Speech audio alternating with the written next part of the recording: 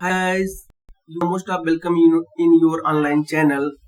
मैं Pawan Kumar Singh class 9th movement का पहला चैप्टर पढ़ाऊंगा आपको। चैप्टर का नाम है the last child. The name of the chapter is the last child. Child goes to a fair with his parents. एक बालक अपने माँ बाप के साथ मेले में जाता है। Fair means Mela. He is happy, वो बहुत ही खुश है। and excited, बहुत ही ज्यादा उत्सुक है। and wants to sweet and toys displayed there, और वो sweets and toys को wants खरीदना चाहता है। क्या चाहता है? वो मिठाइयों एवं खिलौनों खरीदना चाहता है और displayed there, जो कि मेले में displayed माने लगाई गई है। आप देखते हैं मेले में या दुकानों में मिठाइयाँ रखी होती हैं, खिलौने रखे होते हैं, उसको डिस्प्ले करना बोलते हैं। तो मेले में मिठाइयाँ और खिलौने सब डिस्प्ले किए गए थे और उन मिठाइयों और खिलौनों को बालक खरीदना चाहता था।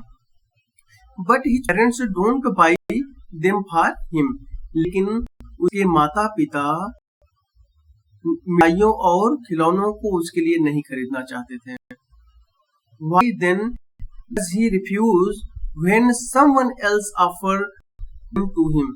When someone else offer to him, जब उसके माँ बाप के अतिरिक्त किसी और व्यक्ति ने उस बच्चे को मिठाइयाँ और खिलौने देना चाहा, why does he refuse? उस बालक ने क्यों मना कर दिया?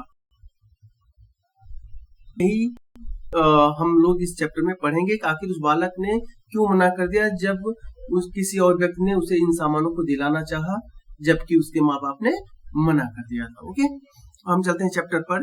It was the festival of spring. It was the festival of spring का मतलब बसंत का त्योहार था। The विंट्री shades of shadow narrow lens, और गलियों में अंधेरा छाया हुआ था। नैरो लेन्स माने होता है सकरी गलियां। सकरी गलियां का मतलब आप समझ लीजिए यहाँ पर। हाँ, आप समझ लेंगे तो बेहतर है आपके लिए। ओके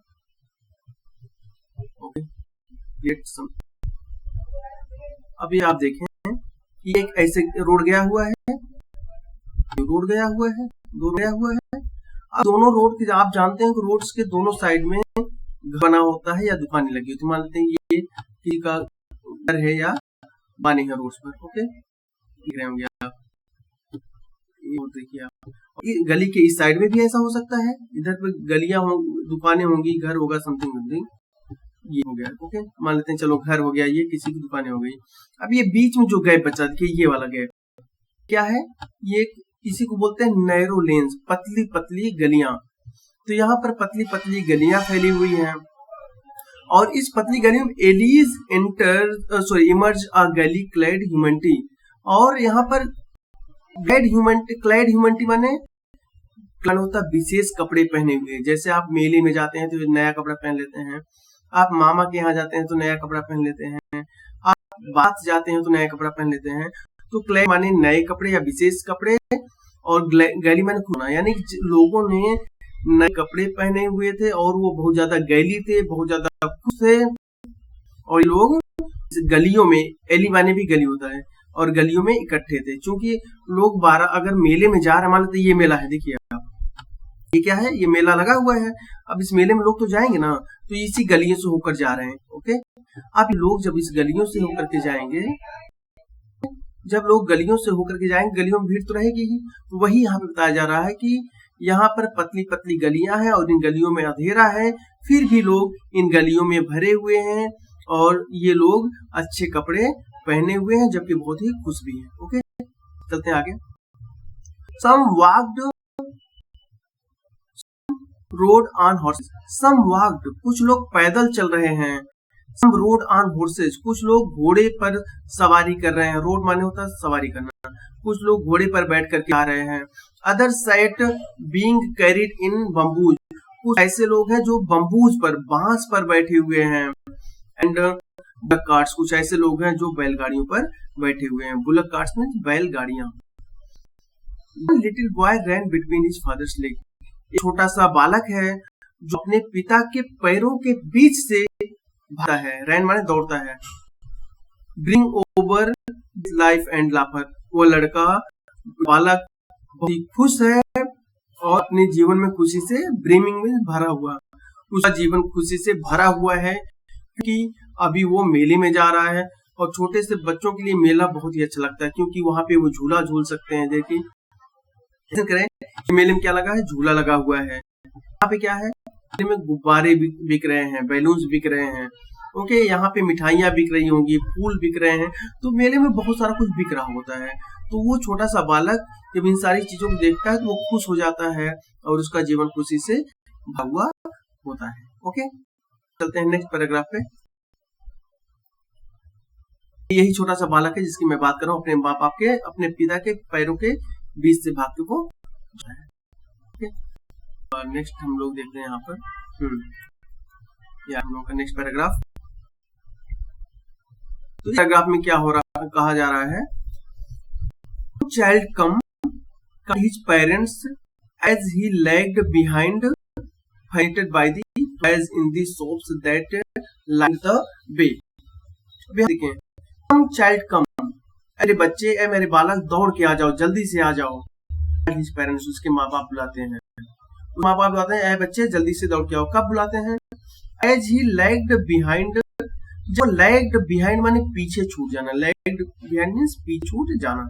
जब वो बालक पीछे छूट जाता था, fascinated by the toys, और पीछे क्यों छूटता था, because fascinated by the toys the shops that line the way, जो लाइन से एक रास्ते में, वे मीन्स रास्ते में, लाइन से जो दुकानें लगी हुई थी और उन दुकानों में खिलौने रखे हुए थे और उन खिलौनों को देख करके बालक पीछे छूट जाता था। और जब वो पीछे छूट जाता तो माँ बाप उसे बुलाते थे। बात समझ रहे होंगे आप? ओके, समझ लीजिए आप कि दुकानें लगी हुई हैं, दुकानों में लगे हुए हैं, बालक उन खिलौनों को देखने लगता है, तब तक उसके माँ बाप थोड़ा आगे बढ़ जाते हैं। जब माँ बाप पलट के देखते हैं बालक पीछे छूटा, फिर उसे बुलाते हैं, ए बच्चे, मेरे बच्चे दौड़ के आ जाओ। तो बालक दौड़ के वहां पे जाता है। He hurried toward his parents, he hurried, हरी में जल्दी जल्दी, he hurried toward his parents, वो जल्दी जल्दी अपने माँ बाप की ओर जाता है। His feet obedient their call, obedient माने आज्ञा पालन करना, उस बालक के पैर उसके माँ बाप की आज्ञा का पालन करते हैं। इसका मतलब जब माँ बाप बुलाते हैं तो वो अपने पैरों के द्वारा जल्दी जल्दी से दौड़ करके उनके पास चला जाता है। Okay, His eyes still lingering on the receding toys, बालक की आंखें अभी भी लिंगरिंग, रुकी हुई है, ऑन रिसीडिंग टॉयज, जो रिसीडिंग टॉयज हैं, टंगे हुए खिलौने हैं, उन खिलौनों पर उस बालक की नजर अभी भी टिकी हुई है। मीन्स वो भले ही माँ बाप के पास जा रहा है लेकिन उसकी नजरें अभी भी उन खिलौनों पर ही टिकी हुई, मीन्स अपना गला एक तरफ से मोड़ करके और वो दौड़ रहा है।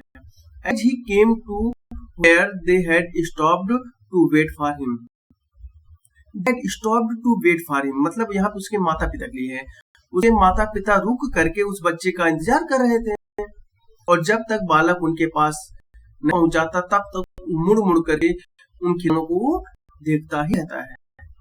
He could not suppress the desire of his heart, और वह बालक अपने दिल की इच्छाओं को, जाहिर माने इच्छाएं, ऑफ हर्ट दिल की, दिल की इच्छाओं को सप्रेस, दबा नहीं पा रहा था। मीन्स उसके मन में इच्छा थी वो खिलौनों को देखे, माँ बाप बुलाते तो वो दौड़ के जाता, लेकिन बार वो पीछे मुड़ के देखता क्योंकि उसकी दिल की इच्छाएं मान ही नहीं रही थी। ओके, इवन दो, यद्यपि he knew the old stare of refusal of their eyes, यद्यपि वो बहुत पहले से ही जानता है कि उसके माँ बाप इन सारी चीजों को मना कर देंगे।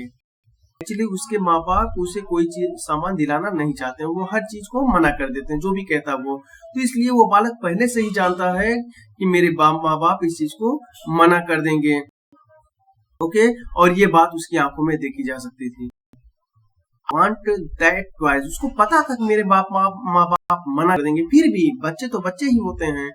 He want that toys, sorry, I want that toys, he replied, बालक रिप्लाई किया, वो pleaded means प्रार्थना करना, रिक्वेस्ट करना, उसने रिक्वेस्ट किया, want that toys, उन खिलौनों की जरूरत है, ए पापा, ए मम्मी, वो खिलौने आप दे दीजिए। His father looked at him red-eyed. red-eyed means होता है गुस्से से देखना।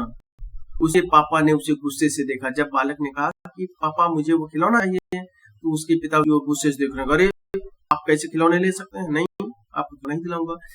इन his familiar tyrant ways. Familiar tyrant ways का मतलब होता है चिर परिचित अंदाज में। हमेशा उनकी आदत थी, जब बालक कुछ भी मांगा तो उसे मना कर देते, इसी को बोलते हैं चिर परिचित अंदाज। तो उसके माँ बाप, उसके पिता ने अपने चिर परिचित अंदाज में उसे करके या गुस्सा दिखा करके मना कर दिया। His mother, उसकी माँ, melted by free spirit of the day was tender. उस माँ मुक्त भावना से पिघली हुई होती है, मीन्स आप कहते हैं माँ ममता की मूर्ति होती है। ओके, तो माँ बहुत ही प्यारे अच्छे हृदय वाली थी, और एंड वाज टेंडर, और उसका हृदय बहुत कोमल था। मीन्स उसकी माँ, उसका हृदय पिघल जाता था जब बालक कोई चीज मांगता और उसके पिता मना कर देते थे, कि वो बहुत ही कोमल हृदय वाली माँ थी। And giving him her finger to hold, जब उसके माँ बाप मना करते तो उसकी माँ कोई नहीं बेटा, मैं आपको बाद में दिला दूंगी, क्योंकि वो हृदय वाली माँ थी। और गिविंग हिम फिंगर, और उस बालक को अपनी उंगली पकड़ा देती थी कि आप बेटा मेरी उंगली पकड़ लो, जिससे आप मेले में खो ना जाओ। एंड सेड, और कहती, लुक देखो मेरे बेटे, मेरे पुत्र, देखो व्हाट इज बिफोर यू, वो सामने क्या है, मतलब कुछ उसको बहकाती बच्चे को, देखो सामने क्या है, अपनी बहुत सारी चीजें हैं। अब आप शुरू में ही मेले में ये खरीद लोगे तो और क्या होगा, अभी रास्ते में बहुत सारी चीजें, समथिंग